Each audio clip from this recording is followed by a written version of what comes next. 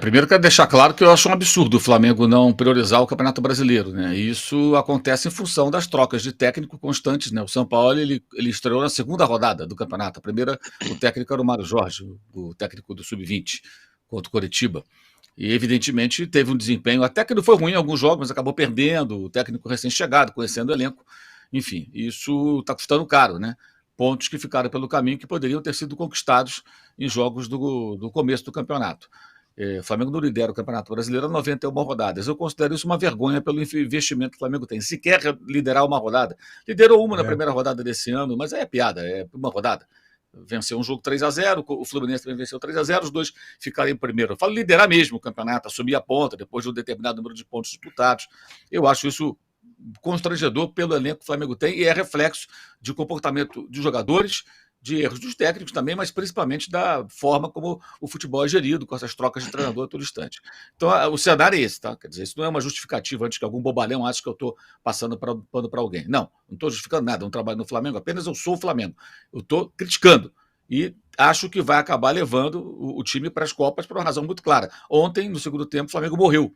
O primeiro tempo foi até bom, marcou o Fluminense no campo de ataque, dificultou a saída de bola do Fluminense, poderia até ter feito um gol numa daquelas situações, foi até melhor. O Fluminense conseguiu equilibrar o jogo mais no final da primeira etapa, e no segundo tempo o Flamengo morreu, nitidamente. Por quê? Enquanto o Fluminense, nas últimas semanas, jogou um jogo contra o Internacional e ficou no Rio de Janeiro descansando, o jogo foi no Maracanã contra o Inter, de novo no Maracanã contra o Flamengo, nem viajar, o Fluminense viajou, o Flamengo foi jogar no Maracanã contra o Atlético Paranaense, em São Paulo contra o Palmeiras, gramado sintético, em Curitiba contra o Atlético, mais uma vez o gramado artificial, e aí voltou a pegar o Fluminense. Então era claro que ontem o time estava pegado. Ah, mas e o elenco? O elenco ontem não tinha Fabrício Bruno suspenso, o Ayrton Lucas suspenso, o Pulga machucado, o Pedro machucado, tinha mais um Bruno Henrique machucado, sem falar Mateuzinho, lateral direito, que está machucado há um tempão. 5, 6 jogadores aí, alguns que seriam titulares contra o Fluminense, e que não jogaram porque estavam fora. Aí você vai apelando para os reservas imediatos, os jogadores que entram e saem do time, e para outros e outros. Até o André, atacante, acabou entrando no jogo. Um atleta que raramente tem oportunidade, jogou alguns minutos contra o Bragantino, daqueles vergonhosos 4-0. Então, acho que a tendência é empurrar para. Vão acabar empurrando, que nem foi ano passado, para as Copas. Agora, essa semana, por exemplo, qual foi a prioridade do Flamengo? Não foi o Fluminense, foi o Atlético Paranaense. E aí tem o seguinte também: se por acaso priorizasse o brasileiro, que é o que eu acho que seria o certo, eu acho que seria o certo, e a Copa do Brasil joga do jeito que for e perde para o Atlético. Aí, como o Arnaldo falou aqui, o Cudê colocou o Hulk no banco contra o Corinthians, menosprezou o Corinthians. Aí vão dizer que menosprezou o Atlético. O Arnaldo falaria isso certamente, porque o Arnaldo e muita gente acha que tem que priorizar a Copa. Eu acho que não. O Flamengo tem que priorizar o Campeonato Brasileiro, não Copa. A Copa é secundária. Que nem esse time aqui, ó. O Manchester City prioriza o campeonato, a Premier League. A Copa, se tem para ganhar, ganha.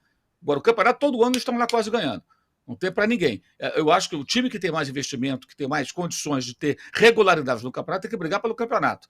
Então, eu acho vergonhosa a participação do Flamengo nesses últimos Brasileirões. Esse ano, de novo, o Flamengo está longe do líder, né, vai ter muita dificuldade para recuperar. É evidente que o Botafogo deverá perder pontos, porque é natural que seja assim, não é por conta do Bruno Lage, é porque esse desempenho é totalmente ponto fora da curva. Você dificilmente sustenta por 38 rodadas, tem 15. Por 38, e o Botafogo flerta ali com perigo, né? Quanto o Grêmio foi. Esse jogo mesmo de sábado.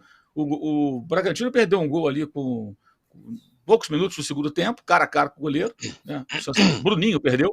E na sequência, o gol do Botafogo, uma falha clamorosa do goleiro Cleiton, que, aliás, é incrível como é que o Bragantino investe tantos jogadores, não contrata um goleiro bom, é um goleiro muito fraco, falha com frequência, e do Natan, que quando saiu do Flamengo, parte da Flamengo chiava, parecia que o Flamengo tinha negociado um novo Aldair. Falhou dos dois gols. Primeiro ele cabeceou para trás, na saída do goleiro, né? Na sequência o Tietchan fez o passe para o gol do Eduardo, muito bom jogador Eduardo, e no segundo ele faz um corte errado, o de Plácido chega, bate cruzado e faz o gol. Os dois gols têm as digitais do novo Aldair da Flamengo, que era o Natan, um zagueiro jovem que ainda não virou nada.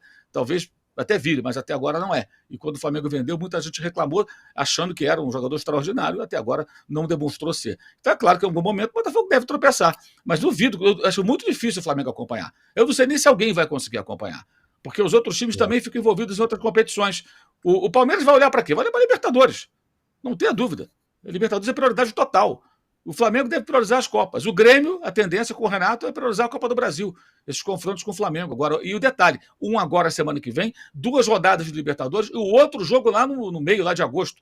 Então você vai ter um período aí com times assim preocupados, né, em não machucar esse titular importante. Como é que vai ser o Suárez nesse período? Dificilmente vai jogar jogos do Brasileiro. Se jogar, vai jogar bem pouco. O Renato deve guardá-lo para os confrontos com o Flamengo. Então você tem um Grêmio que deve estar mais fraco, pode perder pontos aí. A chance de perder pontos sem o Suárez é maior, óbvio. Ele gera o jogo todo ofensivo do Grêmio. Então, para o Botafogo, isso é ótimo. Agora, eu acho um negócio constrangedor o Flamengo ficar tanto tempo sem sequer liderar o campeonato. Tem torcedor, não, mas ganhou a Copa do Brasil. Não importa, eu estou falando do brasileiro. Você pode ganhar a Libertadores e eventualmente ganhar a Copa do Brasil, mas você tem que brigar pela liderança do campeonato. O Flamengo nem isso tem conseguido. E isso tudo é reflexo das confusas decisões do departamento de futebol.